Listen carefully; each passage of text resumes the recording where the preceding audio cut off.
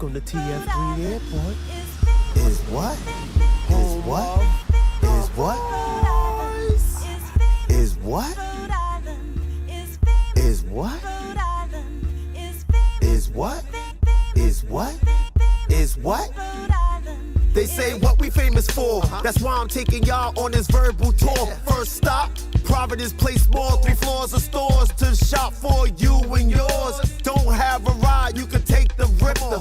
Anywhere you need to go, the bus will get you. Cranston, Warwick, even Newport, Kennedy Plaza, where you can find the ice court. Y'all know Brown University, famous. J-Dub, PC, you alright? Famous. Students from everywhere come here to go there. The capital's Providence, Dante is in your ear. Home of the Blue Bug, Iggy's and Thayer Street. Full of stores to shop or places you can eat. Near there is downtown P-Pack, enjoy a show. The Dunk Water Fires, other things you need to know. Can't forget Fat Hill for real.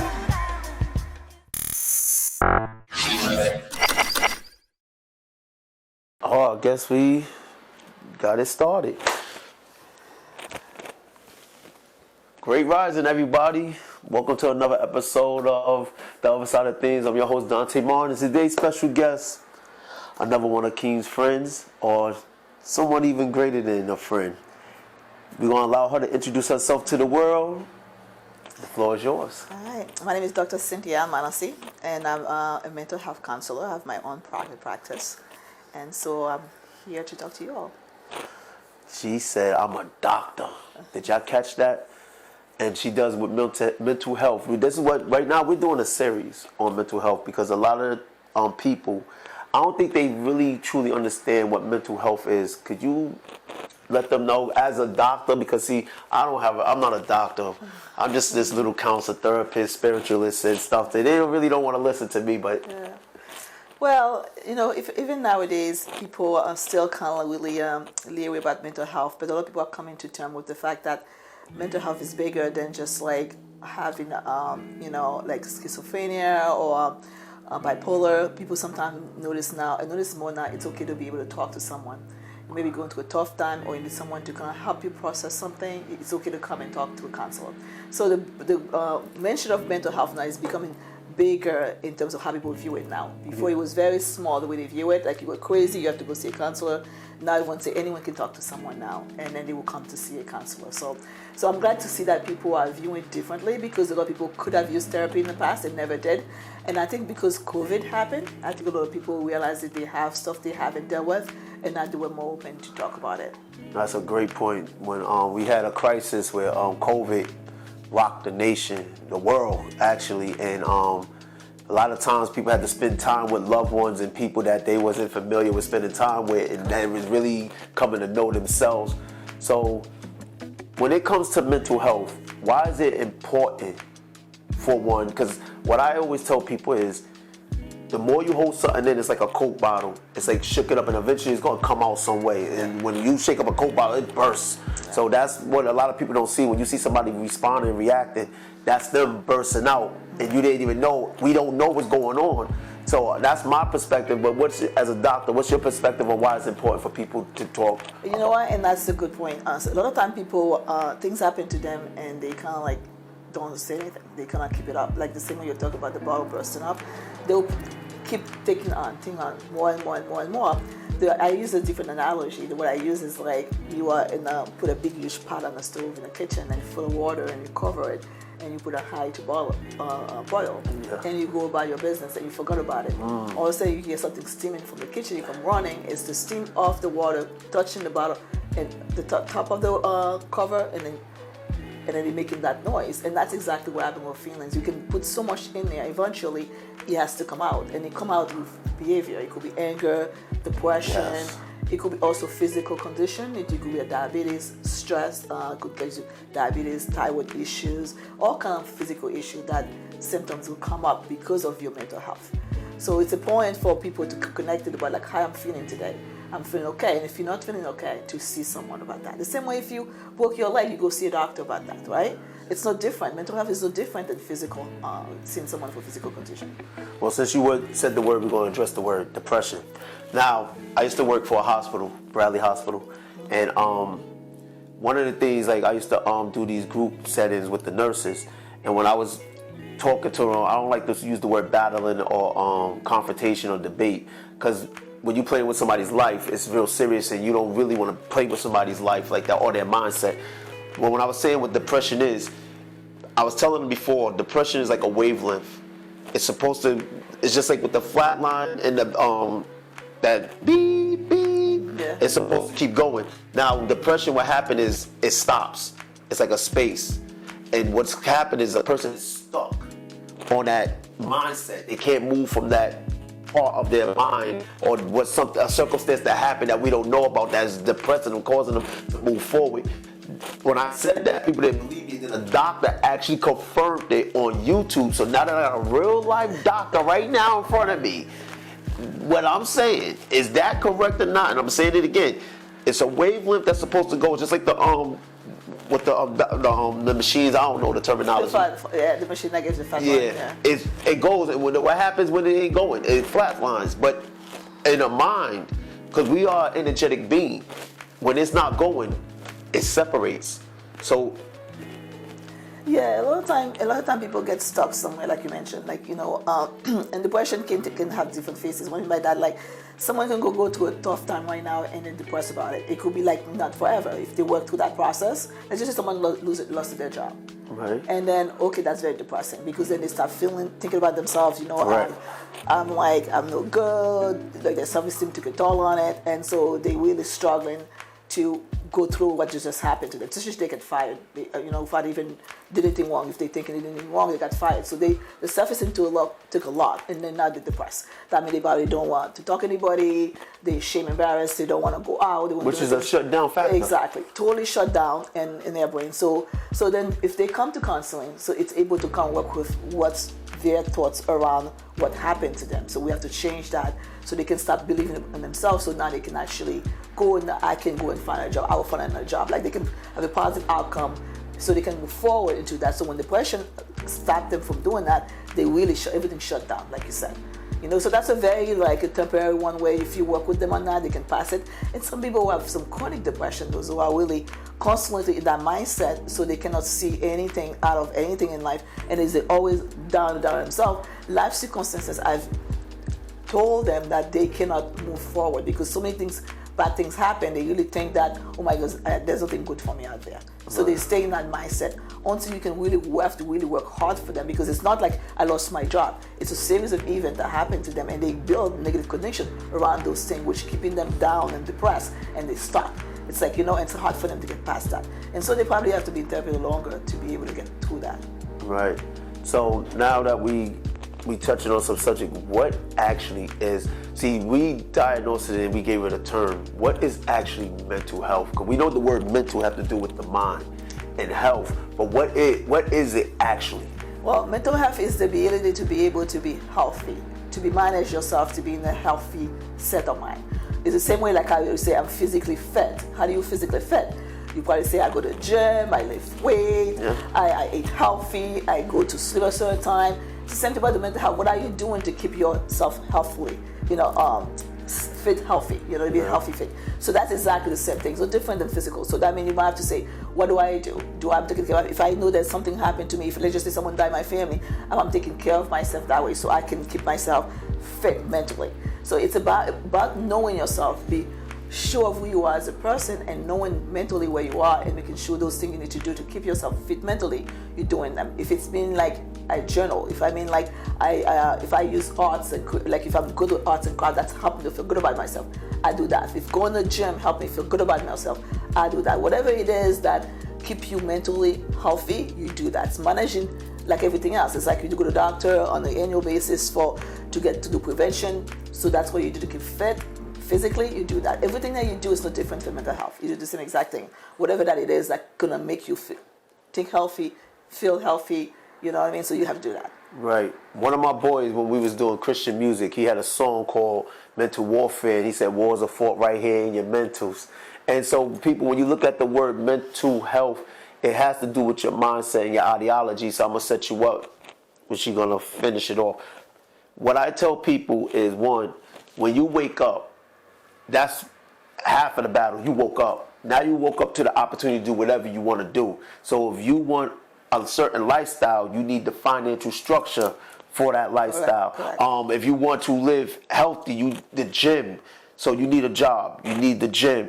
Another thing I always tell people, your surroundings very important. The people that you're talking to, the people that you can trust, the people that you can build with, because all of these things build up your mental health. Because the reason why I'm going that way, because I'm going to come another way. What about the people when they waking up and they waking up to people being harmed in their own home? I just had several females tell me that they was violated by their brothers. Yeah. And see, so how do someone overcome something like that? Because we make it look like it's so easy to function in this world, in this society, but we don't know what a person's doing when they close them doors. Because when they outside, they can put the mask on and saying like everything is okay. But when I gotta go, and they know I got to go back home and face the reality of everything's not okay. Yeah.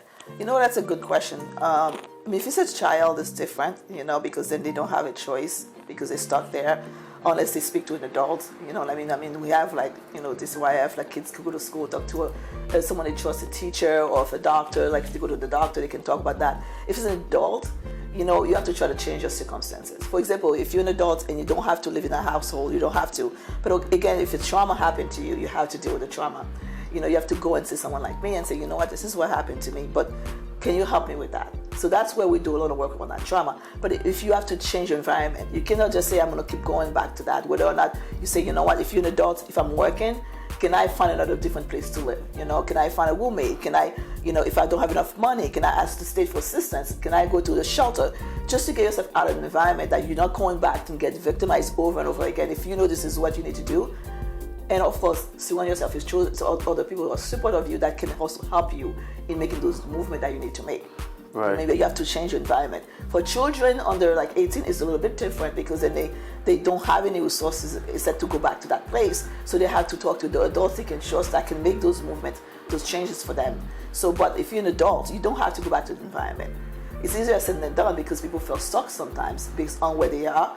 But if you can see someone, there's resources out there, you can actually reach out those resources and see what you can do. You don't have to go back to that environment. And then you also have to take care of your mental health. See someone like me who can help you with the trauma you experience, and then what we can help you to kind of really independently become away from that situation and then move forward. Right. So some of the words that she said, one was victimized, because you are a victim in a situation that you didn't ask for. So that's why when they put a term on something, you are being victimized. And we always hear the term hurt people, and sometimes that person that's hurting another person needs some kind of attention as well, and they neglecting that. And that's one of the problems, because I be always asking people, it's like, okay, so you felt the pain, you didn't like it, why would you inflict it on somebody else? Why would you put it on someone else? If you knew how you didn't like, what do you think they feeling right now? But you know what, a lot of time it's a good question because I have people who have been victimized before and then all end up victimizing other people. But I said in that, when your brain is thinking about what happened, your brain doesn't see it as a bad thing because whoever groomed you to let this happen to you makes you think it was a good thing. Right. So then your brain can only put out there what they know. So until you started to do that to someone else, and as you get older and you finding out this is not okay. Right. And then now this whatever you did already happened. And a lot of time that happened too because also there's no other way to know what love is because that's what you were taught love was too. So then when you do that to someone else, it's like finding that love that you're seeking as well. So a lot of time people victimize the people not because they want to, because that's all they know and that's what feels natural for them. And so until they get work done on themselves, on what happened to them, so that's two work now. You have to work on what happened to you, and if you abuse someone else, then you have to do work on the fact you abused someone else. Yes. So there's like two, because I had someone that I'm working with right now, and then we were able to do that. We were able to kind of really get past our own abuse and now work on the fact some abuse was done to someone else, and then to be free of that. But it's a lot of work. Right. But people think that, oh my goodness, I can never get past that. Don't ever think that you can never be whole. To be whole is to be able to have your mind to be free of anything, your physical condition be free of anything, and also your spirit as well, because you got to take care of your spirit as well. Because I do Christian counseling too. So we're about to give. Oh, I'm glad you said. So I kind of have people, especially people looking for that aspect of Christian counseling. I kind of make sure that they see themselves as a whole of everything they could be. So you don't want to be like I'm 90% functioning. because that's not okay. You want to be 100% functioning with your body completely, like from your physical to your mindset. And then obviously, what I mean by that, like let's just say you have a handicap, like you have to use a cane. I can guarantee you can 100% do your best with that cane to do what you need to do for yourself and feel happy. Because you're not going to let your handicap stop you from doing certain things you can do. You're going to embrace that and be able to say, okay, what can I do with that handicap that I have? Can I do most of everything or not everything? And then find peace with that. So you can find joy in any circumstances of your life as long as you embrace and accept it. So you have to work with the mind to get people to see where they are in their journey and embrace that journey and make the changes you need to make so you can be whole. So I love the fact that you said whole, because a lot of people don't understand the fact of the matter is that we're broken in pieces when we actually broken. When we confess we're broken, what do you have to do? You got to take each piece and put it back together to become that wholesome person again. The key thing you said in here now, and two things you said, Christian and love. All right. When you were speaking about, and one of the things when I counsel women is, they told me they thought love was associated with getting hit. They didn't think a person loved them because they wasn't hitting them. So when a person did hit them, because it started off in the home, because I always tell people it starts in the home, it starts with the parenting. That's the bonding sequence. So here's my question. I have two questions. If you forget, I will remind you. Okay. The first question is, why do people associate love with abuse? And I know it's a conditioning. I know that, but we trying to get the people to understand that. Yeah. And here's the second question. One of the things I do, because when I counsel people too, I always use the definition of love in the Bible. See, I try to show them there's two different types of love. It's the world's definition of love, and then it's God's definition of love. And one of the things I showed them in that love, I said, what stood out to you the most? And I'm going to tell y'all can read it yourself. It's 1 Corinthians chapter 13. You read it yourself, you want to read it. But what stands out to me about that when I tell them is, it says love never fails. So if a person truly love you, how could they fail you? So do you remember the two questions? Yes. The first one is like the association with love and then abuse. You know what? And it goes back to again what I just said earlier about like that's all you know. If someone groom you to be able to make you do certain things, and I say grooming because this is what happened. A lot of my people say, they told me that this is for me to show you love. This is what love is. I'm loving you by doing this. And so people come, especially if you're small, when you got going like this, you don't know the difference. But you don't know what love is. You know, you've only been shown by what your parents show you what love is. So you have a family member who actually abusing you, and this is what love is, and I'm loving you to what we're doing together. Then that's all you're gonna know what love is. So you're gonna want to keep coming back to that same thing because you think that's what love is. So you have a false image of what love is, a false reality of what love is. You're gonna keep going back to that until someone kind of really do some work with you and say, this is not true love. This is not love. Love is not like that. So until that happens, people get stuck in that, and then they keep going back to that same thing. And don't be surprised if they do that to other people. They could do that to the children, or they could do that to siblings, because that's what they were told love is, right? And so I think your second question was about the difference between the world love and God's love. Exactly. So if you're Christian, you definitely have a different way of looking at love. And when I do couple counseling, and the first thing I told them, because a lot of time people they say they love each other, and that's unconditional love, and I can explain to them do you love each other unconditionally? And then when they look at me, I'm like, okay, let me explain to you what that is. And that's from St. Augustine. I don't own that sentence. It says, love is to will the good of the other person. Love is to will the good of the other person. That means no matter what the other person, you think the person needs, you're going to want that for them, and you're going to really want to do that for them. So that means you're basically sacrificing yourself. We talk about the love in the Bible. You're going to sacrifice yourself now for that person on a daily basis to make sure whatever they need that's good for them, you're going to be able to, they can receive that. So that means you know that if you get in the morning, make them a cup of coffee, because that's you think that will make them feel good. The fact you prepare that cup of coffee for them, you do that. The vice versa. So that means if the other person think that, okay, my husband if I make him breakfast in bed, that would be a good thing for them, and they're gonna feel love, I'm gonna do that. So that's a sacrifice. That's simple. I'm telling you simple things, right? And it could be bigger things too. What does that mean to love unconditionally? You know, that means I'm not going to yell and scream at my wife. If I'm angry, I'm not going to show that anger towards them. It gets deeper. And then I usually lot when people come to counseling, what is the issue that you're bringing forth? How can we use that sentence in those issues to make sure those doesn't happen anymore? You can get to where you need to go. So that's a lot of time people don't do that. And I say, and I refer back to, okay, what is love in the Bible? Okay, let's look at the crucifixion. This is Good Friday, right? Yes. We're doing this on Good Friday. So what does that look like? What is love? And then who shows us what love is? From the Christian perspective, Jesus died on the cross for us. That's true love. He didn't deserve that.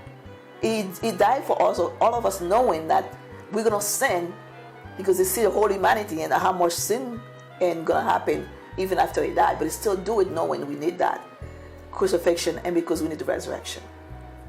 And so that's what we are called, couple a love to that kind of like love, to sacrifice for each other. So if each other is sacrificing for each other, guess what? That love goes on. You know what I mean? Yes. Do you know what I'm saying like that? Yes. Okay.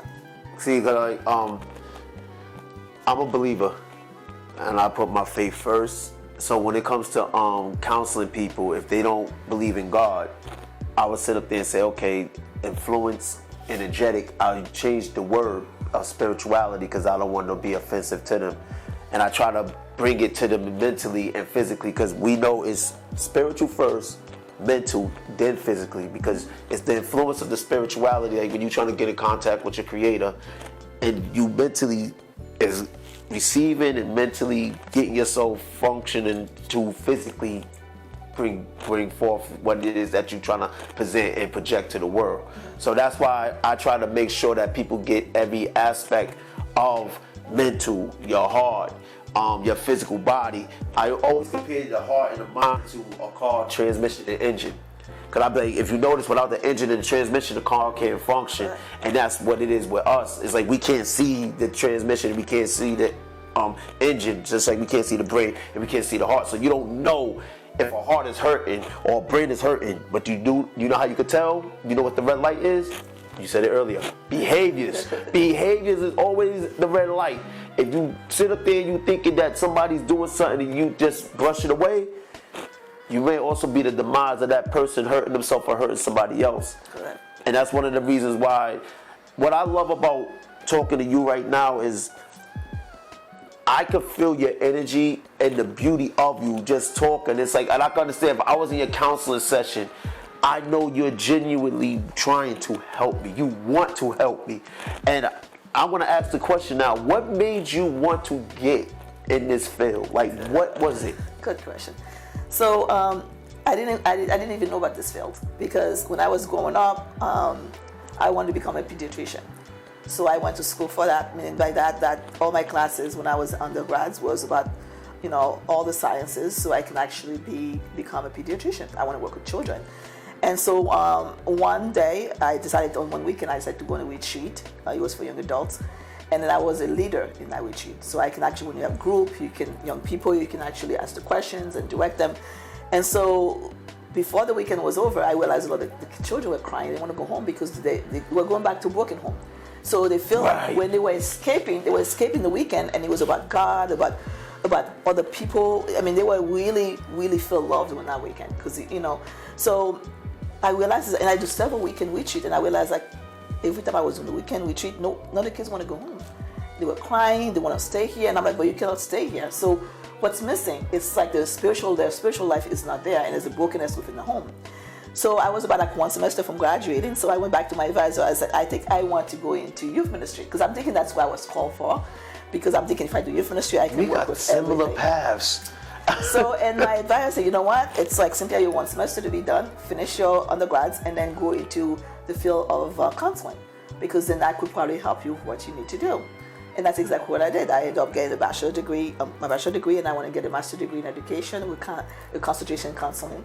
And then from there, I went to get a master's degree, advanced master's in counseling. And then from there, I get my doctoral degree with a degree in counseling psychology. So that kind of like more knowledge for me to be able to do it. And the spirituality, because already I'm a believer as well. So I was able to kind of do different training also to learn more about my faith, Bible studies, so I can learn more about how I can approach people from a Christian point of view for those who are seeking that. Because I believe in like the reason why is counseling piece of it, but also when I did get called to become, it was in a weekend retreat where we were talking about God. So I felt called to also do Christian counseling. It's not easy to do if you're also not familiar with your faith. Right. Because you cannot give what you don't have. Correct. So, and I have to make sure I maintain my faith. So when I approach people, I can be in tune with what God might be telling me to do with them, because I want to be able to use my Christian faith, but also to be able to explore what also belief that they have and help them use those beliefs to be able to become the person they need to be in Christ. So that's how my whole calling come about. It was like it was not something that I planned to do, but I was called to do it. Right. Well, because like to say, I was in school, and I was in school for counseling, human service, and then I wanted to go to a school for theology. Now, what made me leave school was for this reason. There was this young woman, I don't know her name, but I remember her face and everything. We was in a class, I think it was psychology. So we sitting in the class, and she was crying. I don't know her, so I was just like, what's going on? And she goes, my grandmother died, and I can't finish this semester. And I said, then why don't you just stop? She said the school, they didn't give me the choice to stop. What do you mean the school didn't give you the choice to stop? I was just like, tell them that you can't complete. She said, yeah, but if I don't finish this, I have to pay for this semester. If I leave, I have to pay for this semester and come back and pay. Mm-hmm. I didn't like that ideology. I left school right that day. I left. I was like, she had a circumstance that she couldn't control happen to her life. Yeah. And it seemed like the institution didn't want to help her with something that was going on that she didn't have control over. Yeah. And even though I didn't get their side of the story, it just didn't sit right with me when I was, 21 at the time. Yeah. And I was just like, you know what, now I'm really definitely going to go and explore my faith more into the church, because that's the same thing with me. Like, that's one of the things why we having these conversations, people. It's amazing how when you counsel somebody, you're putting them right back in the lion's den. You're putting them right back in the environment that got them to you in the first place. And that's one of the reasons why I said, I can't help these kids if I don't help the parents, if I don't help the grandparents. Yeah. Like, we don't even see grandparents as no more. Matter of fact, I don't even think kids see their parents. Yeah. So it's so much going on. So with all this chaos, and we could call it a solar system, how do we fix it?